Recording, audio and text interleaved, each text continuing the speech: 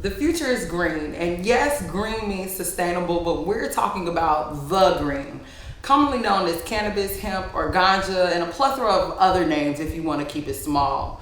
But the world of hemp and cannabis is much bigger than smoke and mirrors. I'm Kendall, the Farm Plug. I'm Dr. Snap. And I'm Antoine Mordican. And this is Growing the Green. A 30-minute program that informs and educates listeners on how cannabis will shape the future.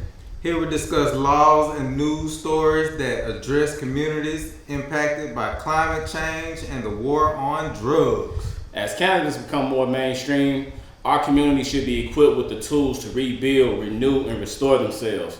Let's grow together. Hey there, everybody. As I mentioned, my name is Antoine Mordican. I'm your Alabama State Director for Minorities for Medical Marijuana, and this is our news segment. So a lot of things been going on here in the cannabis industry on the local level, on the national level, and on the federal level. So just to provide a little bit of updates, here in Alabama, we have the Alabama Medical Cannabis Program, which they've been rolling out licenses and been taking them back and giving them again and taking the licenses back again. Some Alabama stuff. So we got a wealth of things that's going on. Right now, the Alabama Medical Cannabis Commission, they are currently have a restraining order on them by Judge Anderson.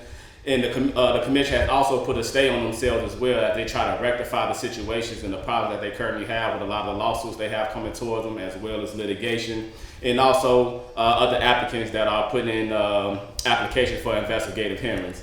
So we should be able to find out a little bit more next week. The commission will be meeting again, and I believe next Thursday is the 21st. The commission should be meeting again. It'll be a public meeting, so if you're listening to this now, you should be able to log in through the AMCC website. Go to their meeting tab. They'll have an agenda and everything up. You can be able to click the link and you can live stream and watch the actual meeting itself, so you can be able to get that information firsthand, which I'll be there as well. So I'll be here next week to provide you with the updates as it rolls out.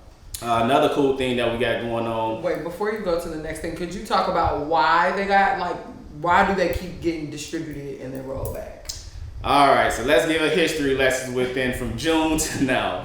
So June 13th, the commission actually issued the license, the first wave of license that they issued. And a few days after that, they quickly recognized some inconsistencies in their evaluation process, which forced them to put a stay on themselves and get the application and everything reevaluated, and as well to be able to make sure that they was in line with what it is they was quote unquote supposed to do. However, that didn't go as planned either. So when they end up pulling the licenses back and reissuing the license again August 10th. Now, some of those applicants that was previously issued license was not re-awarded. So now you got another issue with a lot of these MSOs and some of these folks with, I'm not gonna hold you, billions of dollars now at this point to be able to fight a lot of the stuff. So now you got more lawsuits coming down, and you have other applicants as well that's still questioning, the transparency of the program because they violated Judge Anderson will be able to rule on this, that they may have violated the Open Meetings Act as well as something else that they violated as well. But it's just a lot of questions that's going around about the transparencies of these meetings. So now the commission is now moving forward with having the meetings out in public. They're no longer breaking off into executive sessions to have the discussions about different applicants, and they'll be having this conversation in open meetings. So the meetings are now at the State House. They are no longer at the building that it was previously at, so you can be able to stream it live from the Alabama Legislative website to be able to catch it live. So that's kind of how we got to where we at. It's a learning curve. We're probably going to be here all year with a lot of the stuff that's rolling out. But we are very optimistic about what's to come here out of the Alabama program. Ultimately, we want to be able to make sure the patients are able to get the medicine that they necessarily need, as well as making sure that the Alabama business owners here are the ones that's ultimately benefiting from this program and not allowing for us to be taking advantage from out-of-state representatives. And MSO, you mentioned earlier, is a multi-state operator, right? So that's correct. Essentially what's kind of been going on in different states is that if you already owned a cannabis dispensary or cultivation in another place, say like California, and then when the licenses roll out in a place like Illinois or Alabama, you basically have everything in order from your operation in another state to be able to kind of roll over and kind of acquire the market in other places, and those people are essentially called multi-state operators. That's correct. That's correct. Right. This is our recap episode, y'all. So we got to make sure we catch it back on up. We got new people with us, right? And so, okay. Sorry, I just wanted to clarify. No problem. So I'd like to provide some additional news updates. So I was actually able to be a part of the state of Connecticut histories. So the state of Connecticut is now rolling out a recreation program, which they normally had a medical program that pretty much was monopolized by 4 companies, and they just had it over. So now that they're rolling out with the recreation, they had some social equity license that was administrated. I don't know how they went about giving them out, but I was ended up being brought on with a lot of the work that I do with Oaksterdam University and helped them roll out an accelerator for those social equity applicants as they went through their process. They learned about cannabis planning itself, the business of cannabis. They was able to build a business plan, pitch deck, financial performance, and things like that. And they was ultimately able to pitch in front of a group of investors. So that was September 6th. I was able to go out to Connecticut to be able to support my applicants. I want to give a huge shout out to them. Out of the 7 applicants that actually pitched, 4 of them was mine, and they did an amazing job. Congratulations. They did an amazing job. And it was really good, had an amazing turnout. I'm pretty sure there'll be more news coming out here soon in the future about the program as well, which every state has its own challenges, so I'm pretty sure it's going to get some bad publicity as well. But ultimately, it's a step forward in the right direction, ultimately making sure that we get some black and brown ownership in this space. Let me rephrase that, make sure we get some form of social equity applicants in this space. So I can't say everybody's black and brown that actually received that social equity status. So that's an update coming out of Connecticut, which was actually pretty cool. It was my first time going to Connecticut. Beautiful state. We was in Norwalk, Connecticut, and it was pretty cool. They got a little beach there. It's kind of right off. Good energy, good vibes. The hotel was nice. They got some historic buildings out there. Like the architect out there is phenomenal. So, and the last little update, man, we got the rescheduling of cannabis itself. It's now it's been rescheduled from a Schedule 1 to a Schedule 3, which still kind of put it still got some restraints on the cannabis plant itself. It's a move in the correct direction, the forward direction, but the best direction is to get it descheduled. But we have the Schedule 3, which we're now learning that it's going to be a wealth of other things that's going to come with this. Okay, now wait, this already happened or it's in the process of happening? It's been recommended, so it's in the process of happening. The recommendation, I believe, came down from, I can't remember, but I think it was recommended. So give me an example of like a Schedule 1 drug. Cannabis?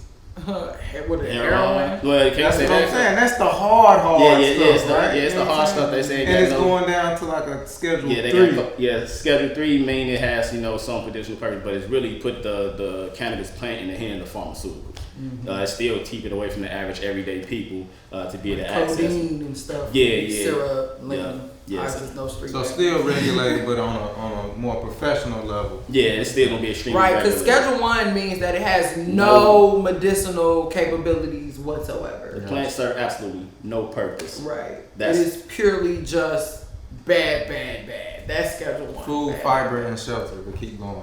Okay. Yes. Which brings us right to what we're about to talk about today. So. As we get into this recap, we've been gone for a little bit, but now we back with the jump off. I'm sorry, y'all.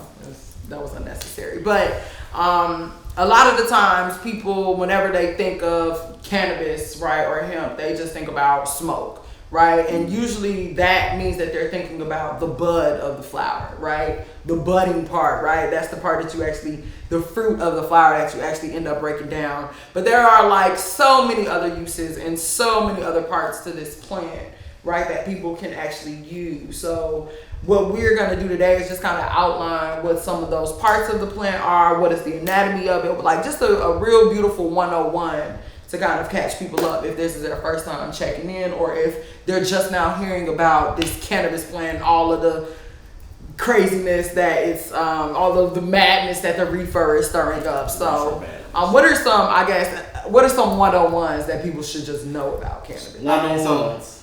You got it. One thing you definitely want to know for all my connoisseurs out there, the version of the plant that you love the most is the female version of the plant.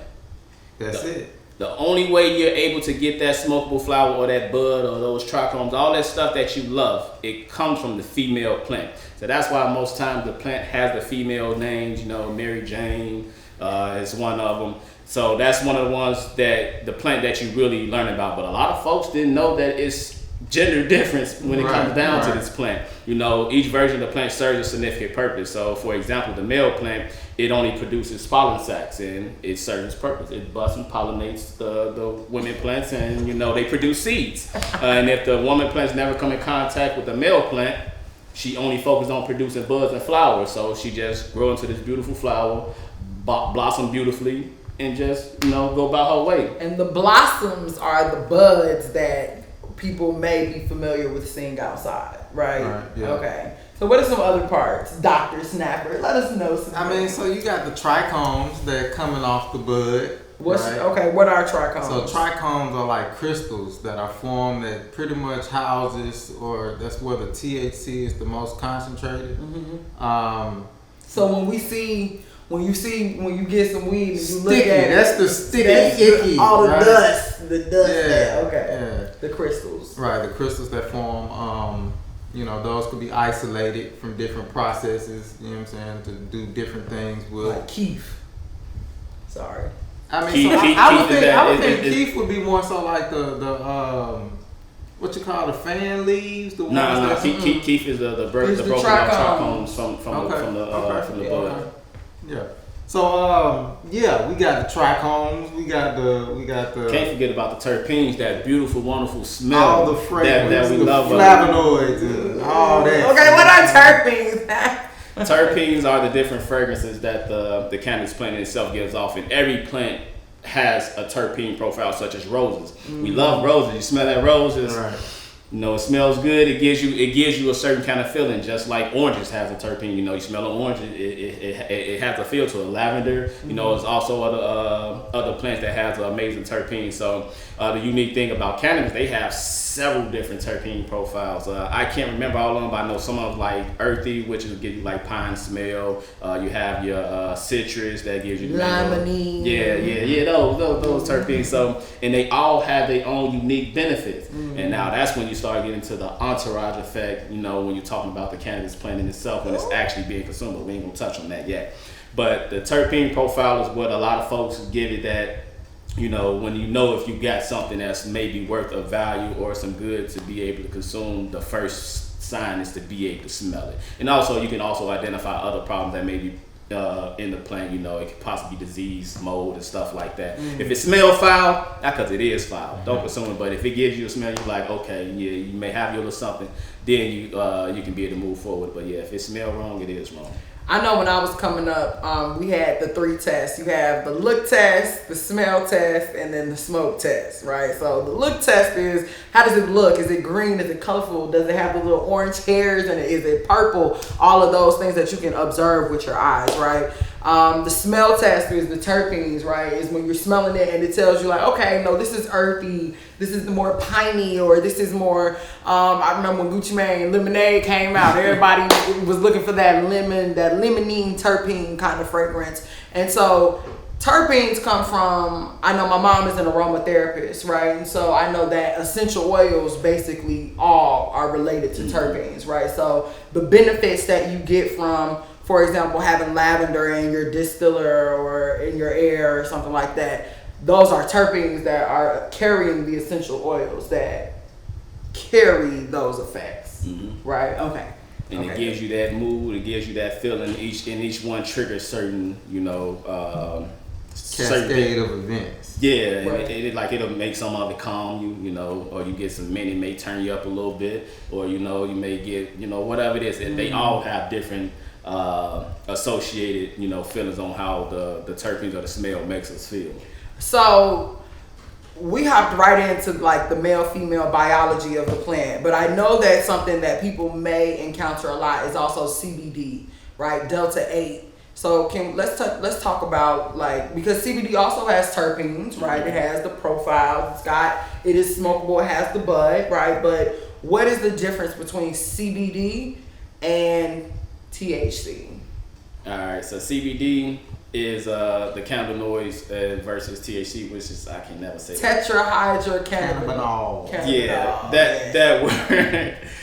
So they both have unique differences on how they are therapeutic to the bodies and to our CB1 and CB2 receptors. Mm-hmm. So THC is going to give you more of that psychedelic feel. It's going to kind of play on the mind a little bit. I wouldn't necessarily say play on the mind, but it can kind of alter your moods. The THC, but CBD, the cannabinoids, is more focused on the body of it. So like if you have aches or you got arthritis or something, CBD is real good for that. For example, I know my wife, she loves to consume CBD when she's on her menstrual period and things like that, and she has like terrible cramps. And no real medicine or drug that she take really helps her with it until she got introduced to CBD. Mm-hmm. And now when she going through her moments or whatever, she just can't go through the day. She get a little bit of CBD and she's cool. The pain is dull and things like that. She's able to kind of go throughout her day. So the CBD and THC has different effects, but if you're looking for something high in CBD, you're going to be looking more into the hemp realm. Okay. So the difference between hemp and I guess you could say medical or traditional cannabis is the THC content. So to be considered as hemp is 0.3 THC. Hopefully the next farm bill to get that changed to 1%. We'll see what happens in the future. Or less than 0.3 THC delta 9 if you want to be very specific. Yes. But it depends on how each state is looking at it. They sometimes look at it as a total of THC, and some states look at just the delta 9 content of the plant. Right, which just is a peek into some of the nuances and why this plant can be so complex. So something else that we didn't touch on while we're talking about ingestibles, right? In terms of like smoking or gummies or brownies through edibles and stuff like that. Oh, y'all know my brain be doing that thing where it go blank. About the different ways to be able to ingest it. In some ways maybe better than others. Yes, but also when we ingest it, right, I wanted to talk about the endocannabinoid system, right? And I wanted to talk about that because a lot of the times, especially through a lot of propaganda, we've all been educated that, it's like it is the gateway drug and it does all these things, right? And the reality is that anything could be a drug if you don't handle it or use it properly, right? But it's super interesting. What makes this plant so interesting is the fact that our bodies have something called an endocannabinoid system, which means our body is actually naturally receptive of cannabinoids all day long. And this system runs parallel to your nervous system, right? So they kind of work hand in hand to facilitate feeling, nerves, moods, and movements, right? Did I do good? Okay. We tried, y'all. We tried. So you were about to say something. What was I? If you were. I was going to turn it more sort of towards another aspect of the plant, being the stalk. Okay. Oh yeah, right? let's get to it. Because you can break down that stalk and pull off those bast fibers. Man, one string of it is strong. Right? Bast fibers could be used for building material, textiles, clothing. Yeah. You know what I'm saying? So you can break that stalk down to from bast fibers, and then going onto the inside, you have that white part. The white part is called like hurd. Mm-hmm. And HURD. Correct. Okay, that's I'm gonna it. say hurd that's like it. animals. I ain't the best speller, but hey, that's it. Okay. But yeah, you know what I'm saying. So yeah, that could be used for things like such as hempcrete and mix it with lime, form like a hard type structure. That could be used hempcrete for building material. For building material, right? And also insulation. Mm-hmm. You know what I'm saying? That's an aspect of how people are insulating their homes, making walls for homes. It's a lot, you know what I'm saying? And speaking of just hemp in itself, on a different thing that it can be used for, such as building material, it also acts as a natural, zero emission, that it removes CO2 out of the air. So what a lot of folks don't really know about cannabis, this plant thrives off of CO2. Once it reaches that flowering stage, in most operations, especially if it's in an indoor closed environment, I'll use my operation for example, I will be ejecting CO2 into my plants to make them bigger and juicier, because that's what they need. And the thing about hemp, it can be used for so much. It can be used for remediation to remove CO2 out of our air. It can be used for removing toxins out of our soils. It can be used moving toxic parts per million out of our water and everything as well too. So this plant can be used for so much in its live state and in the dead state. When you make these building materials, you build a house. Yeah, you build your house out of it. You got natural insulation. You ain't got all this spray foam, all this fiberglass and everything, or foam, whatever you want to choose to use in your house. And also, it's flame resistant once you get the formula down right. For a plant that folks naturally love to burn, will not burn in the state once you get your final formula right and you get everything together. You get your building material, you build your house, or you make your cabinets or whatever out of it. It's so much that you can do with it. And then on top of that, we ain't even touching to the other applications of hemp and cannabis in itself, such as biofuel.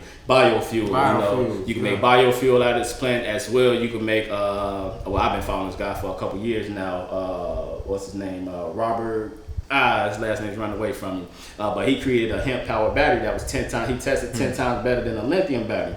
And I thought Elon Musk had it together. When he said he had the 1,000,000-mile battery, I said, this dang Elon Musk, came with the hemp powered battery. But nah, it was just a stronger lithium battery. But however, we can make the active graphite from the hemp to be able to produce this battery, and that it's green, it's eco-friendly versus Chile. We we import our lithium from Chile. That's where all lithium come from. Okay. So we can be able to focus more on trying to get stuff U.S. made and stuff like that. We can use this plant to create a lot of that. And that's exactly what I was going to build on next.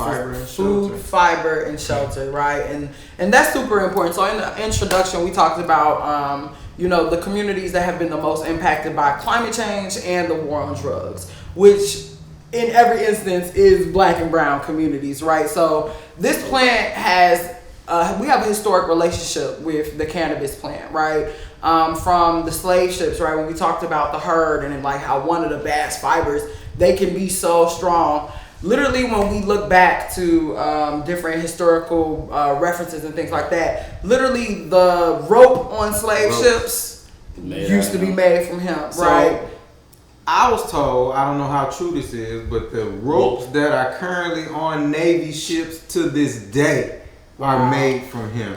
Wow. Yeah, I think during World War II, I believe, they made farmers start growing more hemp so they can make the uniforms, the sails, and parachutes out of hemp. Wow, and I know that the U.S. Constitution is written on a hemp sheet of paper, right? So whenever we start getting into this conversation, it's really important to stick with the facts, right? And that's what this first episode is about. It's about bringing in the facts to be able to support whatever your advocacy may look like, or whatever your personal use or engagement with this plant may look like. And really, it's also to encourage people, because it's so much more than just ingested, right? It's more than what a topical that you can put on as in a lotion, or what you smoke or eat as an edible because it's your birthday and you want to turn up with that brownie, right? There are so many other things, and especially while the United States and the whole world is engaged in a conversation on keeping global greenhouse gas emissions down so that the world doesn't warm up to more than 1.5 degrees, right? And that's super important when we think about tragedies where Hurricane Katrina, right? Where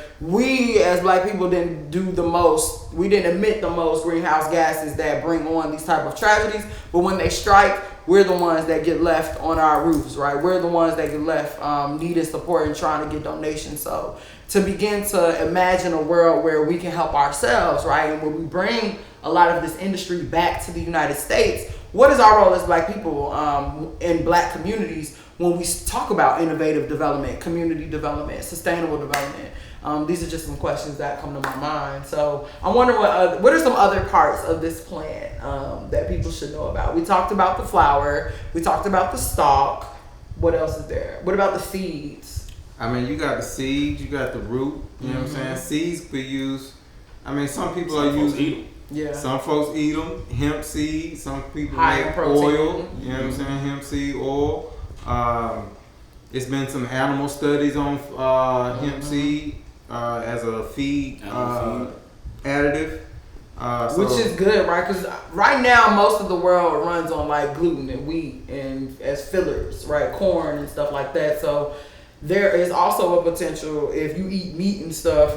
You think if a animal ingests feed that has hemp in it, right, and that feed is more dense in nutrients and stuff, that's some of the research that you're talking about, right? Like, how does it impact the animal, and then when we eat the animal, how does that impact us? Okay, I'm just trying to walk through it. I mean, yes. Okay. You know what I'm saying? But research is being done on that, and yeah, so we trying to figure that out. There's some people at Tuskegee that's doing some great work on, you know what I'm saying, feed trials and things of that nature. Yeah, yeah, Dr. Abrahamson. You know what I'm saying? He has a history of doing some stuff with him. Yes, and we've got an interview with him coming out on the Too Fast podcast. Stay tuned. But yeah, you know what I'm saying? So the seeds, the root could be used for like salves and different, you know what I'm saying, things of that nature. I know, none of this plant goes to waste. Absolutely nothing of this plant goes to waste. Even I know with the roots too, like when we talk about regenerative agriculture and people are trying to get more into low-till and no-till, like best practices to increase the resilience of small farmers, right?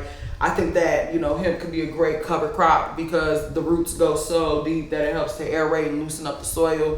That increases drainage, right? So as we're seeing more extremes in the temperature, fluctuating from extreme drought to extreme rain and floods, right? To have a plant whose roots go 9 feet down into the soil increases the fertility and the drainage ability of that soil, right? So again, when we talk about, look at California, right? Parts of California are on fire and other parts are literally flooding because they're experiencing totally different dramatic climate shifts that they've never really experienced before in this way. And so we have so much to touch on, so much to talk about, but what are some other things that people should know about this plant before we get up and get into the wrap? Stay tuned. Continue to follow us as everything goes on. The plant in itself can just be used so much. So I encourage everybody, just do a little bit of research. Try to reprogram the stigma that you've been told that this plant has absolutely no purpose. It's get it off your Schedule 1 mind and put it on your D schedule mind. Okay. Food, fiber, and shelter. Yes. I repeat. Food, fiber, and shelter. Food, fiber, and shelter. Yes, there are so many beautiful, wonderful uses to this plant. So I guess in wrapping up, what are some key takeaways that people should take when they think about this plant? Like, what are 3 things that you would want people to walk away from this episode and carry with them into a conversation with someone else? One is more than just a bud. You can have housing material for building, and let me get back to you on the third. Okay, I would say as time goes on and everything moves forward and you want to start to reprogram the stigma that's been taught to you about cannabis, make sure you get involved in your local process. So all my Alabama folks, all my United States folks, get involved in your local process, especially those here in Alabama, which we have a development program, and you want to see cannabis being used in such a way that you have to be involved in your legislative process to let your, House representative know, your senator know. You can send emails, even at the federal level as well, just to let them know that you want them to support certain things, or at least put it on their radar, asking them questions about it. Because as a constituent, they owe that to you. So I just want to encourage everybody to make sure that you're involved in your legislative process, especially now that we're coming up on election year for 2024. Become more knowledgeable. Be aware of what's going on. Be aware of the bills that we have coming. Here in Alabama, we've been trying to get cannabis decriminalized for almost five years now. And it has yet to be able to get out of, I believe, the Judicial House Committee. We have to be proactive on things like that so we can be able to push forward the agenda that we need to make sure that it happens, that ultimately benefit Alabamians as a whole. Well, I think my 3 things, thank you for that, guys. I think my 3 things, and I'm gonna steal 2 from you, was food, fiber, and I'm gonna say fuel. Because we did an episode last season about biofuel and really kind of walking people through what that process looks like. But I think that is really important for us. I'm gonna say this 1,000 times throughout the duration of the show, but It's important for us to challenge ourselves to imagine different realities, right, in the future. Because all of the biggest innovations, whether it be Elon Musk's million-mile battery, right, or George Washington Carver and all the things he did with sweet potatoes, soybeans, and that of the like, peanuts, it really begins in your imagination, right? The things that we see, from every single water bottle to a cell phone, it all started from someone's mind, right? So it begins with education, and once you begin to get a little bit more facts, then we're super excited to bring you all along on this educational journey as we go around and continue to educate our community on the value and the impact of this plant. So, no one can grow the grain alone. It takes a community that's willing to learn together and sow seeds of growth. Those are the seeds we plan to keep sowing and keep learning and reaping and sowing. See you next week on Growing the Green.